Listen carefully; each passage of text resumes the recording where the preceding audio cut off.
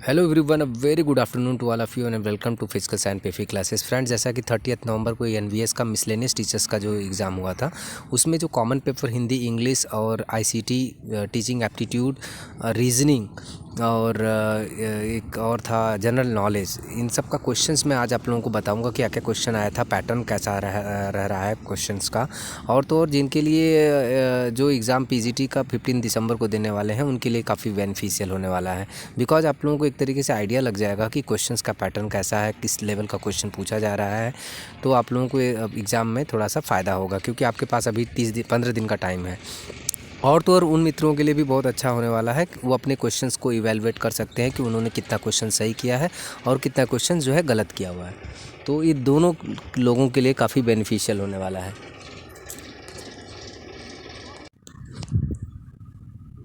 और रही बात आज अटेंडेंस की, मॉर्निंग शिफ्ट में तो बहुत सारे लोग जो हैं आए हुए थे। इस बार जो है आज का जो, जैसे कि कल से मैं देख रहा हूँ, कल 29 का जो आफ्टरनून शिफ्ट था उसमें भी काफ़ी लोग प्रेजेंट थे, और आज की भी मॉर्निंग शिफ्ट में भी काफ़ी लोग प्रेजेंट थे। जिससे जैसा कि मैं बता दूं कि आपको कम से कम 80% लोग जो है आज जो है उपस्थित थे।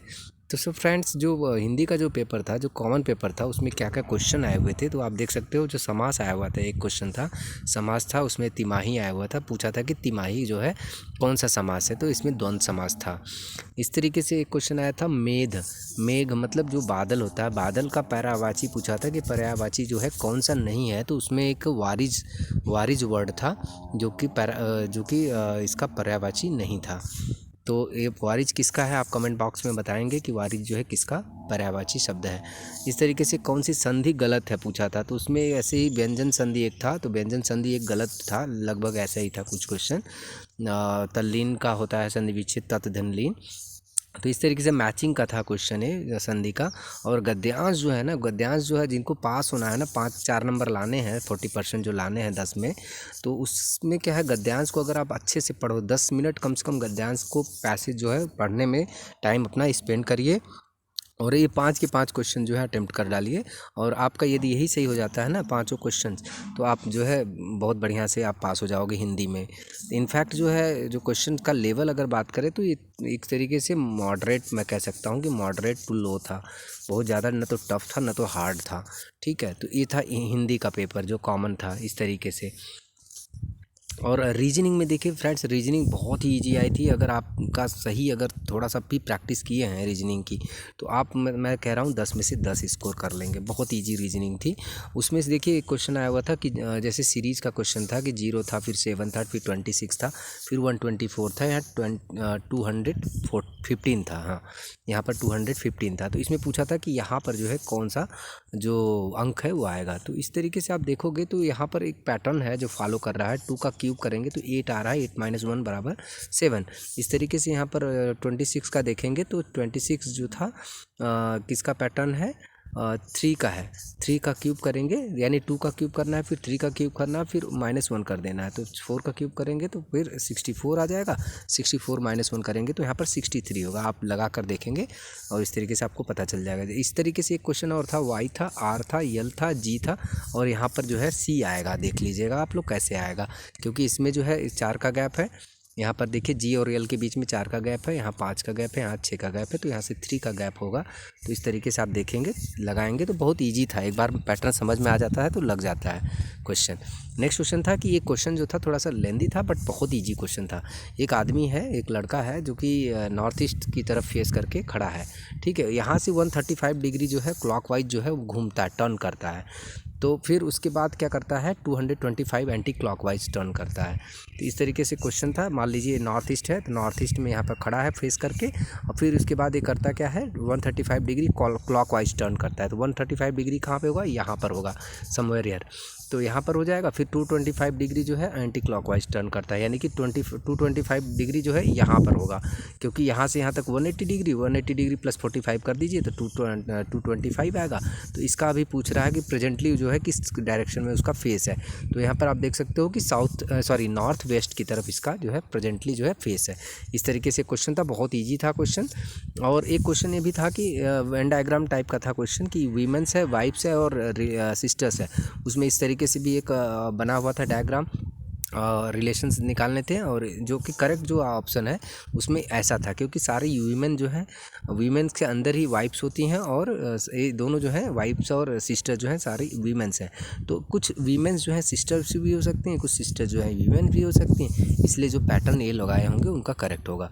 इस तरीके से जीके का आया था, जीके में फुल फॉर्म आ रहा है क्वेश्चन, फुल फॉर्म जरूर पढ़ के जाइएगा। नीडा हुआ, नीरी हो गया, और इस तरीके से नेपा हो गया, बहुत सारे फुल फॉर्म है, ठीक है। तो उस फुल फॉर्म को आप एक बार रिवाइज कर लीजिए कैसे क्वेश्चंस आ रहे हैं। तो यहाँ पर नीडा का फुल फॉर्म था, तो अगर जिसने भी लिखा होगा national institutes of drug abuse, इसका जो है फुल फॉर्म था। इस तरीके से क्वेश्चन पूछा था कि पॉलिटी का था, वीपी इलेक्शन जो है कौन कौन जो है इलेक्टेड मेंबर्स जो हैं इसमें वोट करते हैं, इस तरीके से क्वेश्चन जो था जनरल नॉलेज में था। तो इस ये क्वेश्चन था फ्रेंड्स। अब चलते हैं इंग्लिश की तरफ। इंग्लिश जो है थोड़ा सा मतलब मॉडरेट नहीं, मॉडरेट भी कह सकते हैं, थोड़ा सा टफ भी लेवल का भी कह सकते हैं, क्योंकि उसमें जो है एंटोनिम सिनोनिम्स भी पूछा हुआ था। तो इस तरीके से आप देख सकते हैं फिलिंग द ब्लैंक से क्वेश्चन पूछा था, जिसमें से प्रीपोजिशंस निकालने थे, और एरर के क्वेश्चन थे। पैसेज था, पैसेज में 5 क्वेश्चन थे, और इस तरीके से टू मैनी कंफर्टेबल, इसमें आप क्वेश्चन जो है सॉल्व करिए। Too many uncomfortable thoughts were crowding on to होगा या अराउंड होगा, इस तरीके से आप कमेंट बॉक्स में बताइएगा, ठीक है। एज ऑफ नाउ जो मुझे मेरा परसेप्शन है वो ऑन टू ही होना चाहिए। एक तरीके से नेक्स्ट क्वेश्चन था, एक देख लीजिए, आप लोग सॉल्व करते हैं तो आप कमेंट बॉक्स में ज़रूर बताइए। ये older cars are expensive as they are heavy in petrol, इसमें कौन सा एरर है, किस भाग में एरर है। नंबर 1 मान लीजिए इसको, नंबर 2 इसको मान लीजिए, नंबर 3 इसको, नंबर 4 इसको। तो आपको बताना है कि इसमें कौन सा जो है एरर है, किस पार्ट में एरर है। एक क्वेश्चन और था, यहाँ पर आप देख सकते हैं, he is very active and will finish the work within within no time. इसका पूछा था कि विद इन नो टाइम्स का अप्रोप्रिएट मीनिंग जो है किस वर्ड में है।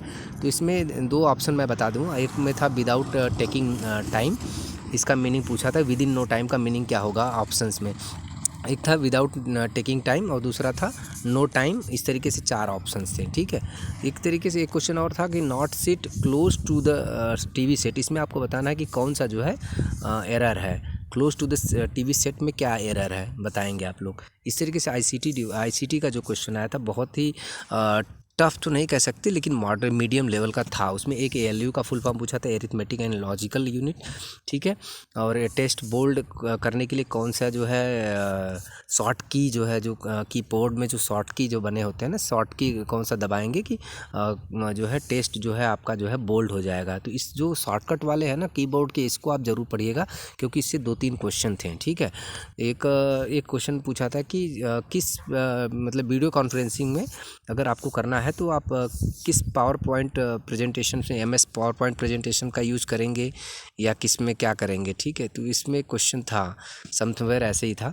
और एक क्वेश्चन ये भी था कि आपको अगर कॉपी करना है और पेस्ट करना है तो उसका शॉर्ट की क्या है, तो कंट्रोल-C कंट्रोल-V था यहाँ पर, आप देख सकते हो, इसका ऑप्शन ए था। और एक क्वेश्चन ने भी पूछा था कि जो आप कंप्यूटर इंटरनेट से कनेक्ट करते हो तो उसमें आपको कैसे पता चलेगा कि इसका एड्रेस क्या है, कंप्यूटर किस एड्रेस से कनेक्ट हुआ, तो उसमें एक आईपी एड्रेस भी था।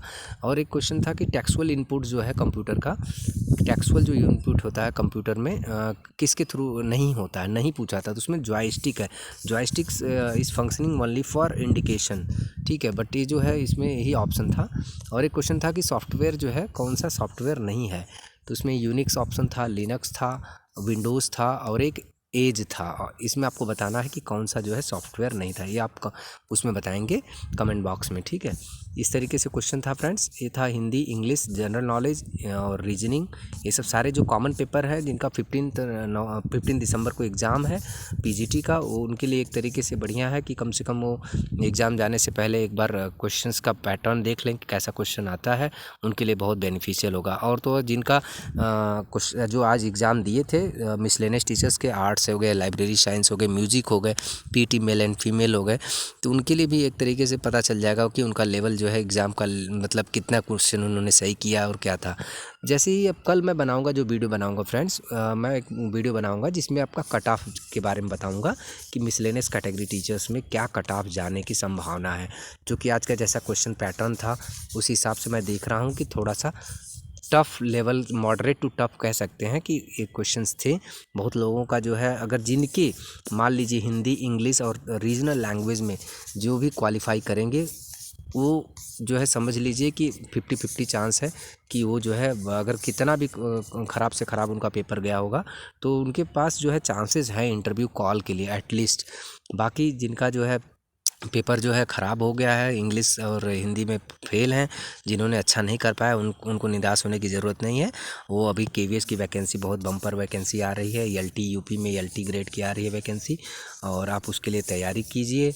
होपफुली आप लोगों का सिलेक्शन ज़रूर होगा। यदि वीडियो पसंद आता है तो please friends like and subscribe करना ना भूलें, और चैनल को पे बने रहिए। और कोई भी आपके सजेशंस हो तो उनको आप कमेंट बॉक्स के माध्यम से शेयर कीजिए, सो दैट मैं भी आपका फीडबैक जो है जान पाऊँ। So thanks for watching friends. Have a nice day.